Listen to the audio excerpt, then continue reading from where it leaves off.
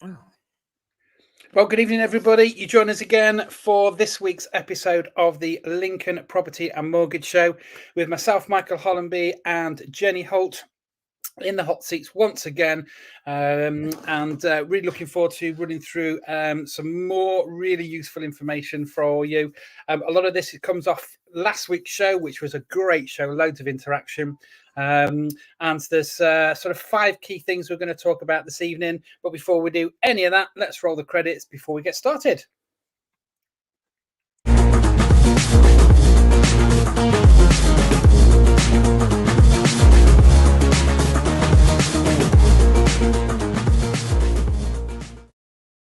That caught you out, didn't it, Jenny?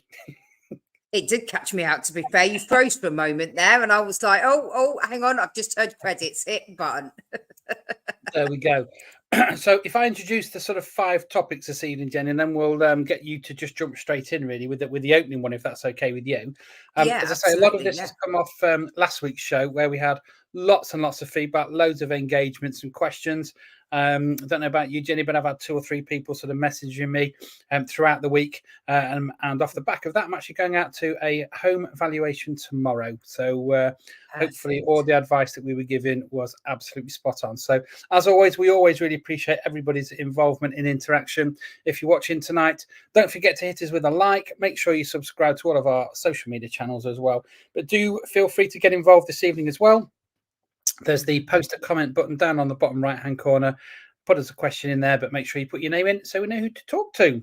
So the 5 key subjects this evening, we're going to talk about understanding your financial obligations and your options rather, neighbourhood research, navigating the home search, making an offer and negotiating, and closing the deal and beyond. So this is very much around sort of almost sort of a, I'm going to say, typical first-time buyer journey more than anything. It will obviously cover a lot of sort of crossovers in regard to just the buying and selling sort of process, but we wanted to concentrate mainly on sort of buying a property as well. So, Jenny, I'm going to pass over to you to kick things off with the understanding your financial options.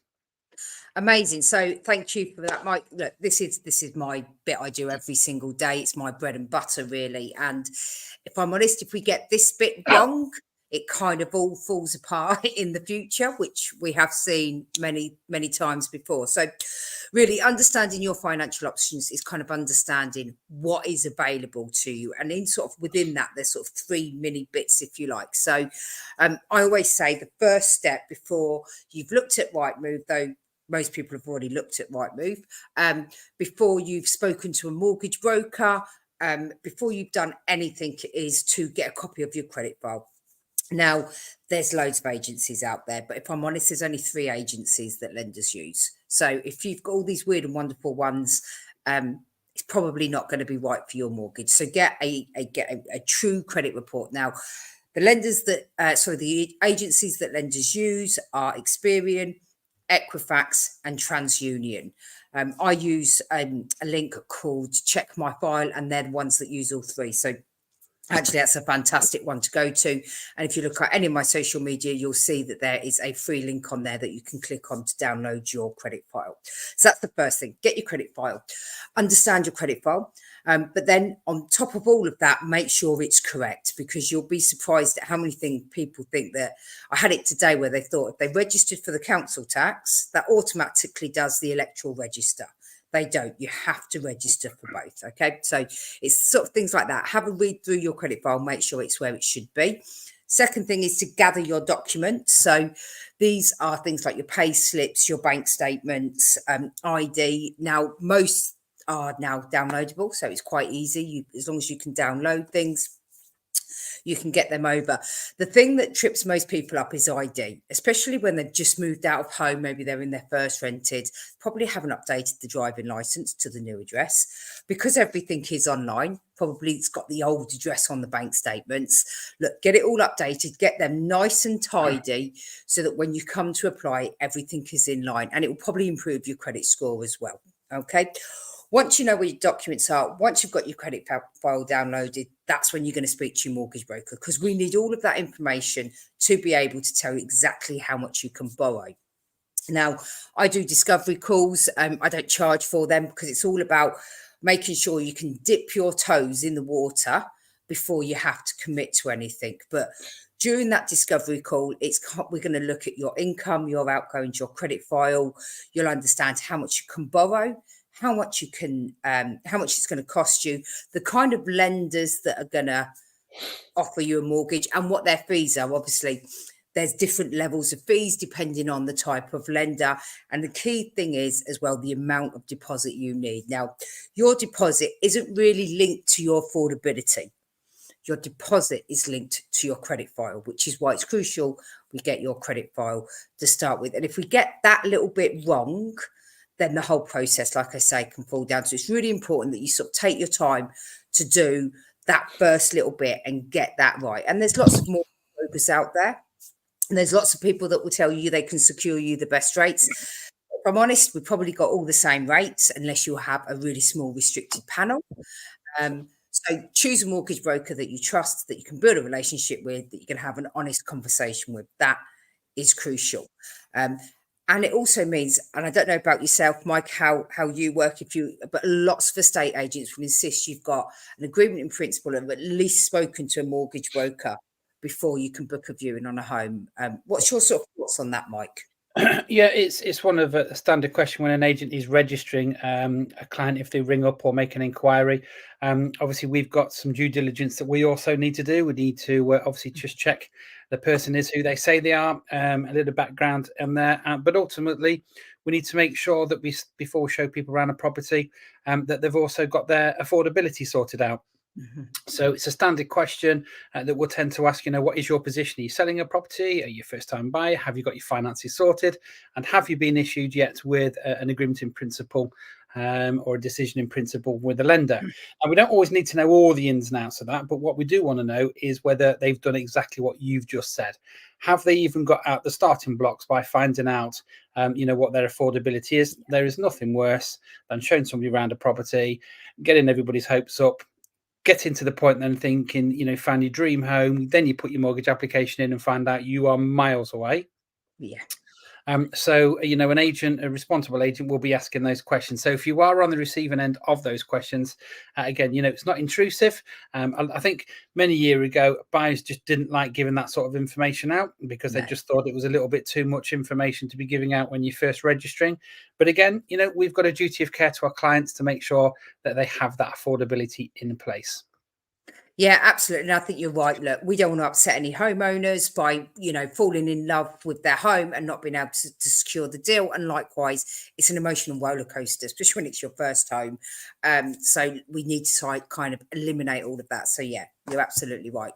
We don't want any hearts broken in this process. So get your agreement in principle sorted and stick with that budget. How many times people have rung me up and said, Jenny, I know my budget was X, Y, and Z, but now I've just gone over it by 10 grand. Which brings me nicely on to my next bit. Now, I did change some of the headings because I realised that I'd made the headings really, really posh, and that's just not me. So we've gone to a bit of just down with Jenny now at the moment. So the next one is sort of deciding where you want to live, type of home, and your non-negotiables. Now, if you're a first-time buyer, you're probably not going to buy your forever home, but you will buy your first home, and you will always remember that first home. If you are buying your second home, then you'll probably do moving either for a bigger house. Maybe you're looking to, maybe it's looking to downsize, or maybe you've got, you want to go send your kids to a certain school. Maybe there's something else that you couldn't quite get with your first home. So have your non-negotiables. Now, I say have your non-negotiables, and I am a hypocrite, because when I bought my home, I said, I want my own ensuite, I want a utility room, and I want a south-facing garden. They were what I wanted, and I was not budging on them. So I got one out of the three. But I fell in love with the home, and it's a bit of a working project. If anyone sort of spoke to me for 5 minutes, there's a reason you only ever see my view. But it is a working project. So have your non-negotiables, whether that's the commute down the A46, whether you want the self-facing garden, whatever that is, know what they are and kind of try to stick with them. But don't be so rigid that you lose out on a property. Okay. Obviously, my big thing is the 5 Ps when you view a property: parking, power, pressure, people, and position. That's key when you're viewing properties. Make sure that your new home ticks all of those boxes, or at least enough that it makes it warranted for you. And then, like I just mentioned, maximum budget. When you've done your call and you've spoken to your mortgage broker, they will tell you what your maximum budget is. Never go over that. And I see it all the time. People try to push the boundaries and push the boundaries. And really, even if that is your maximum budget, just because you can afford it on paper, do you really want to commit to that higher monthly payment?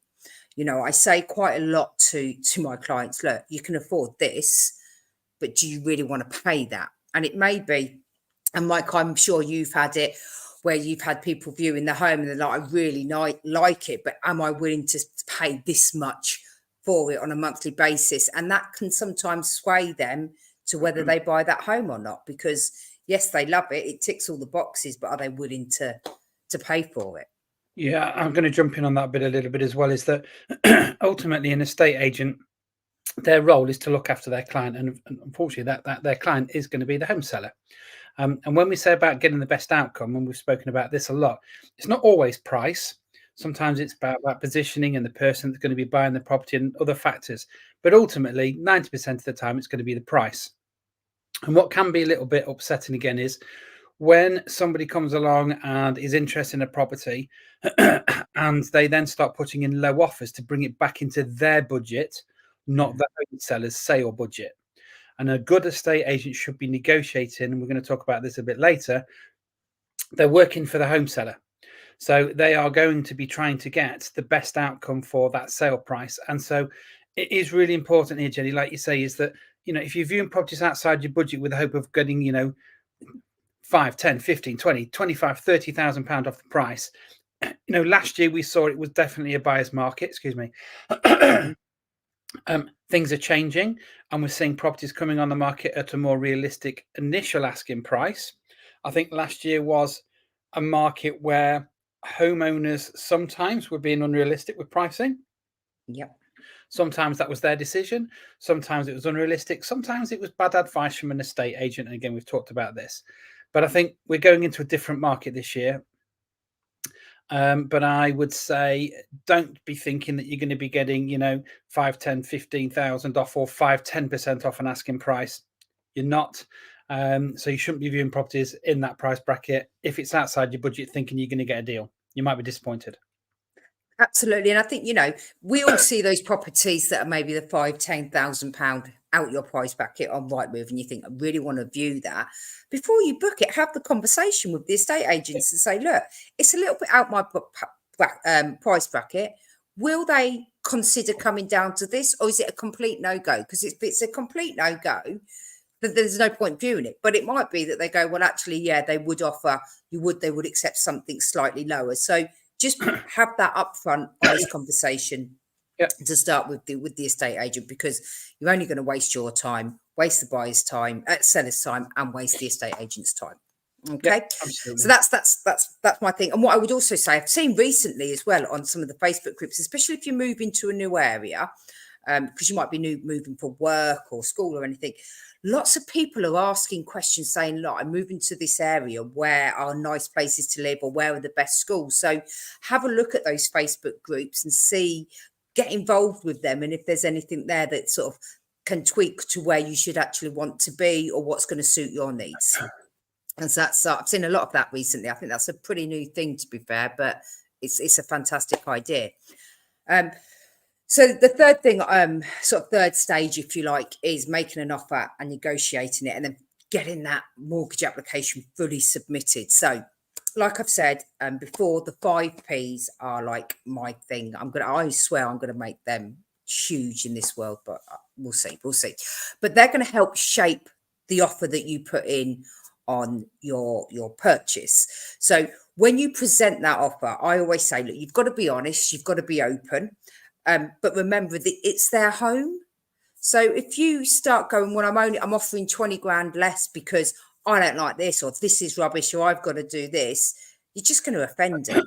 So there has to be a little bit of tact. And again, Mike, you'll know this is where the estate agent will come in and can kind of advise and place it for you. But don't ever be afraid to wear your heart on your sleeve. I think some people try to pay like this old school 80s car salesman, and we can't really show how much we really love it. But, you know, as cheesy and corny as this sounds, you're buying their home and their memories. You know, they've got memories in there.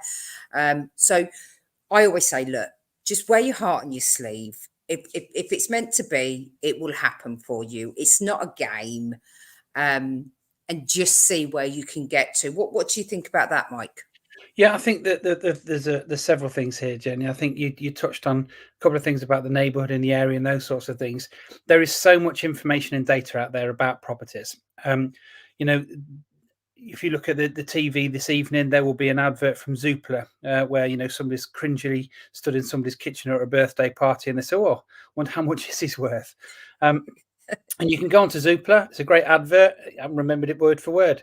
There are platforms like Zoopla and Rightmove and all the other portals and the data and the land registry where you can find out all the properties that have sold in that area. You can find out how long that homeowner's been in the property, what they paid for it. You can find out what work they've done. So there's a whole host of bits of information and data that will help you and influence you in regard to the offer that you want to put forward. A property is only worth what someone's prepared to pay for it, which is cheesy because one buyer might be prepared to pay one price. Somebody else might be in a position to pay either more or less. The homeowner has to make a decision based on the suitability of that home buyer and the information that the agents put forward about the verification of their funds, their position, the chain, all those sorts of things, because these things also make an influence on the outcome of whether that offer is accepted. So again, price is very, very important. Again, the agent's job is again to get that best outcome, but ultimately they will also want to see a deal. And I've had recent experiences of agents putting forward offers and really, really ramping up the pressure to the home seller to sell it for that price. The home seller's relationship with that estate agent has then gone sour at the point because they didn't feel that it was working in their best interest. They've changed agents and they've got a better outcome. Yeah. So, you know, you do have to be careful that, you know, you are working with your agent and that buyer very, very closely. And like you say, if you can get the relationship right, that you've been respectful, you've shown and justified why you've come in at that figure, and you've been open in regards to maybe some of the things that you might want to do to it, because that's your personal choice. And I think if you can get that opening line and that open relationship and communication going openly, you both of you end up, you know, hopefully with the outcome that you both want in regard to selling it at the right and fair price that everybody's prepared to accept on. Yeah, and I think, you know, a lot of people forget whether you like these people or not, you're probably going to have some form of relationship with them for at least 6 months.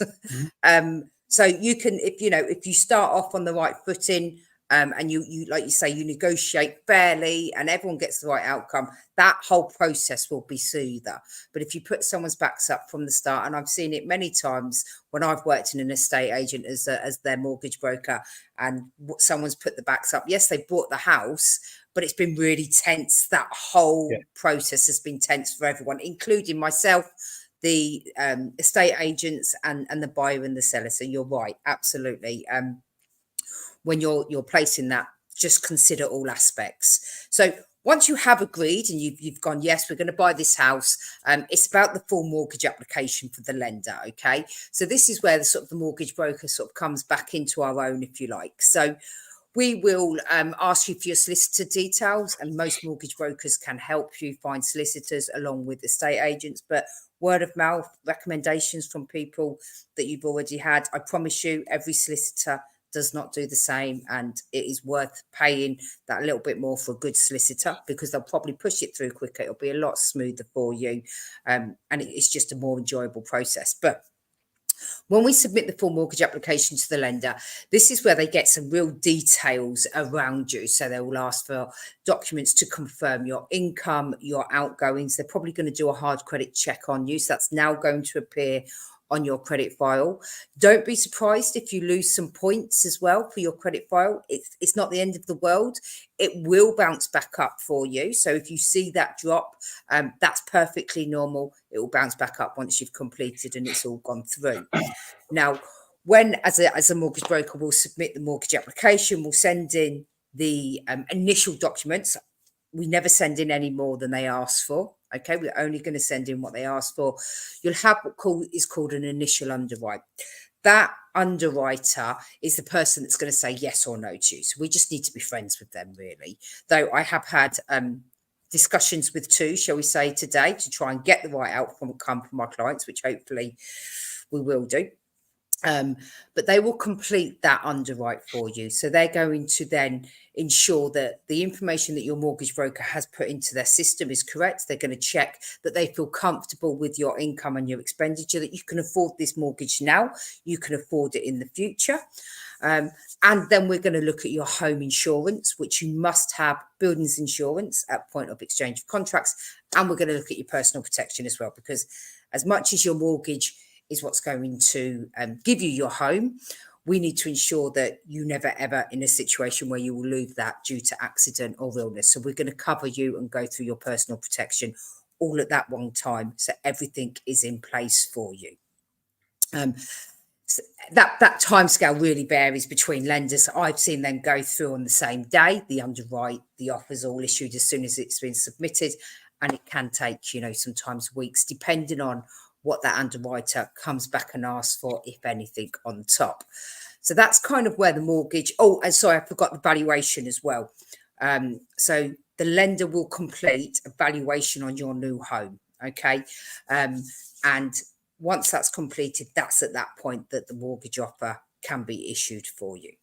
Okay. Everyone wants to know that the mortgage has been offered. So when you've got your mortgage offered, your broker's going to tell the world, they'll tell your solicitor, they'll tell the estate agent usually that it's all been issued and we're all where we need to be. So this next stage is sort of closing the deal. So it's that next bit. You've got your mortgage offer issued. You know you're going to buy the home. What happens next? And again, this is where your solicitor will come in. Now, most solicitors are going to ask for an upfront fee. If I'm honest, I always tell my guys, don't pay the upfront fee, fill in the paperwork, send them everything that they've asked for, but hold back on that fee until you've got your initial underwrite or your mortgage offer, because once you've paid that, it's usually gone forever. They will complete the inquiries and the searches. So inquiries are all around the home. So when was the boiler last serviced? Have you had any dispute with the neighbours? Do you know where your water meters are, who your energy bills are? All of that weird and wonderful stuff that you never really think about when you buy a home. And the searches is all to do with the neighbourhood. So where does your drains go across the land?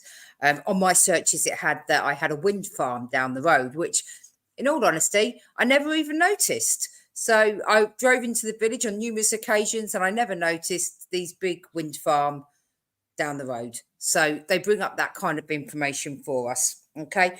Once all of that's back, and that's the lengthy time. So what tends to happen is you get your mortgage offer and it goes really quiet because everyone's getting the inquiries and the searches done. And I get lots of people saying, oh, Jenny, I've not heard from my solicitor in a week or 2 weeks. And it's just because they're gathering all of that information. And then once they've got it, they're going to go pack. Do you have that as well, Mike? People ringing up saying what's happening? Yeah, it's expectation. And you're right. This is often where the sort of sales are dragged out a little bit, to be fair. And this is where people's frustrations come in. They go, right, I've got my money ready. I want to move. There's a whole lot of work to get done. And particularly in areas around Lincoln where you've got quite rural, you've got what we call ag tags, agricultural ties on details. You've got covenants to think about. We've got things like flood risk, radon, lots and lots of things in the background. And even if you're buying an older style property, as Lincoln is a older historic city, there's lots of other things in regard to title registration, as you say, right of ways over sort of pathways and gardens and all those sorts of things. So actually, this is what you're paying your solicitor for. And that's that, justification of when you're paying your fees, is that there is a lot of work to get done. The good news is that that process is starting just to speed up a little bit. The local searches now are coming back a lot quicker than they used to do. And a lot of that documentation now is now stored digitally. But it's managing your expectation that, we've spoken before that, sales can take 14 to 16 weeks or even longer to complete. And a lot of that is because of all these checks that are being done. The other thing I'm going to add here is it's really important that you communicate with your estate agent that you're selling with and the one you're buying, because your estate agent in the background should be doing what's called sales progression. where they'll be making sure that everybody above in the chain and below in the chain are working at similar paces and speeds.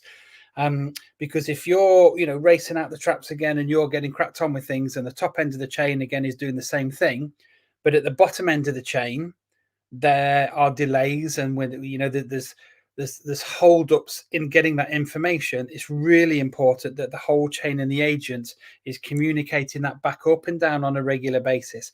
It shouldn't be in today's market that you should be chasing your estate agent up, and it is one of the key reasons. It's actually one of the key reasons I set the business up, is because only 1 in 8 people would use the same estate agent they bought and sold with last time. And that's often opinionated and judged by the fact that they felt that the communication once it had sold went sour. Now, an agent can argue, well, our job is to sell the property, a solicitor's job is to progress it and get you through the other end, and it's your mortgage advisor's job to get all your finances in place. But let's be fair, a good agent should be seeing you through as a client all the way through that process. So I would say that it's really important, as I say, to keep those lines of communication open, make sure you're holding your estate agent accountable, and that they are doing those chain checks and that sales progression minimum weekly. Weeks will fly by from one week to the next, and you need to be, you're not used to this process. This is what we do all day, every day. So for us, it's quite straightforward. It's quite natural. We know what to expect. But home buyers and sellers don't. This is no man's land. They're not familiar with it. A lot of the terminology is still jargon. So they need help and advice in understanding what that process is. But I think that's really important, that you make sure that you are getting chain checks and sales progression all the way through.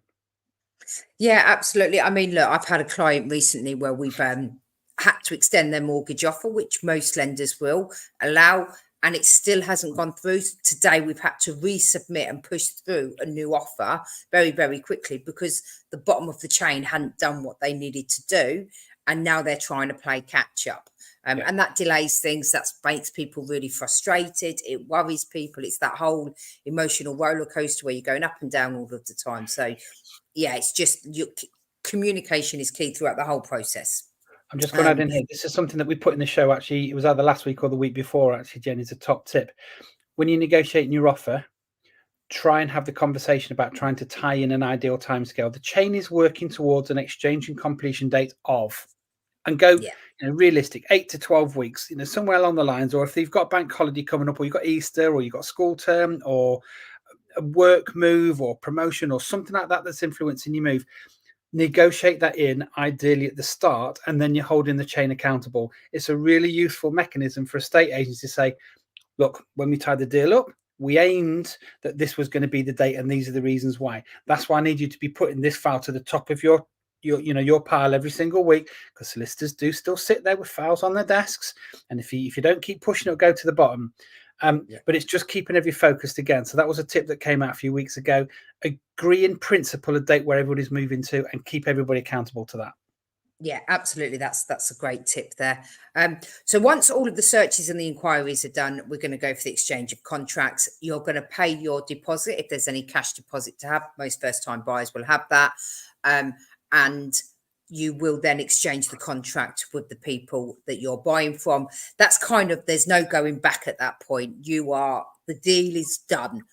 The next stage, there's usually a week between exchange of contracts and completion, though it can be done on the same day, but no one likes to do it on the same day. No one likes to do it on the same day. It's too hard. Yes. So exchange contracts, a week later, you should move. And we've talked about if you don't move on a Friday, well, you can move on a Friday, but it's the busiest days. You'll find that the prices for any removal vans are higher. So if you can avoid a Friday, that's even better. And then you complete, and that's when you collect your keys. Okay. Now, a couple of things to remember in terms of the mortgage. Once you have completed, one of the biggest questions I get is, when's my first payment coming out for my mortgage? And if I'm honest, I can never give you 100% answer until the day that you have completed. So on completion, we'll know really when your first payment is coming out. We'll always have an idea of when that is, but the best thing to do is just budget for a double payment, because you will usually have a standard payment plus interest from the day that you completed to the day that your first payment is due. So just aim for a double payment. If it is a double payment, it probably means you are not paying rent or your other mortgage for a month. So you can save that money and put it towards your first payment. But your mortgage broker will go through all of that with you, because not every lender does it, but a big chunk do. Now, a couple of things to remember once you have moved in, because we're all excited now. We've got the takeaway menu. We know what we're going to do and we're moving in. Just my 5 things that people tend to forget to do when they've moved home. And it comes up to remortgage time, and I'm like, yeah, you didn't do the top 2, which was update your ID. You've moved home. So that's bank statements, that's your driving license. All of that needs updating, because if we don't, it's going to impact on your credit file. Register to vote. Look, you don't have to vote. It's not a political statement. It is purely to help protect your credit file. We spoke about this as well before. Take your meter readings, your gas, your electric, and if you're on a water meter, your water meter, put them somewhere safe, not so safe you can't remember where they went, and check. Yes, that's, take a photo. Evidence. Yep, good one. And check them when you get your first bill. I promise you, it's like one of the biggest things any energy supplier does is argue over what the meter reading was on the day of the move. Even if you're moving home and you're selling or moving out of rented, write it down and leave it on the kitchen side so that they can see that it has been left and this is what you're working towards. Know the bin days. I'm really lucky. I live with a street of really old people who puts the bins out at 9 o'clock the morning before. So I always know what kind of bin is going out. But if anyone's to ask me, I won't know until 9 o'clock the day before when they put theirs out. There's nothing worse than unpacking all of your boxes and realising you have no idea where the bin is. You've missed the bin. It's overpiling. And Lincoln is what, every 2 or 3 weeks they collect the black bin or the recycling bin. So just know the bin day, and introduce yourself to the neighbours. Look, you don't have to be friends with them, but I trust you. Trust me, being friends with your neighbours, you'll always have neighbourhood watch. They'll always know what's going on, and they'll watch your house when you're away. And it just makes life that little bit enjoyable. So they're the sort of top things that I would say when you actually move into your home, don't forget to do, because lots of people do forget those little bits there. Lovely. The other thing, just to double check, is moving day is always really busy. Just make sure you know where you're picking your keys up from. Yes, a very good point. You go racing off to the property only to find out that the homeowner of that property got in their removal vans and went off to their new home 4 hours before you got there. So now you're running around going, well, who's got the keys? Has a neighbour got them? Did we leave them under the plant pot or under the mat? Or has the estate agent got them? And then someone's got to race back into town.